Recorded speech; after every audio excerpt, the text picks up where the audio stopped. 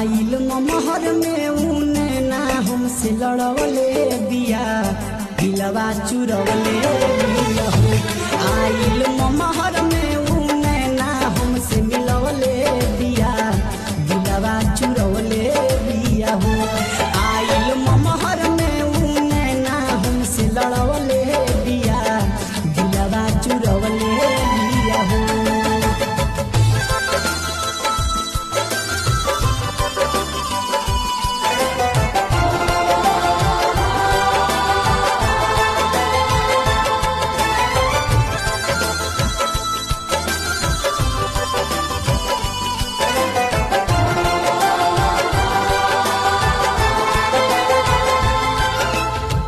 पहिला नजर में हमके पागल बनवला अजब अंदाज अपन देखवला।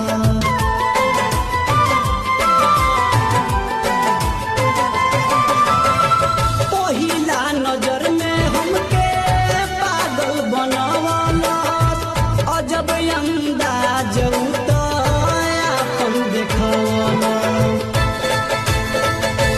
नजर से नजर मिला के नजर से नजर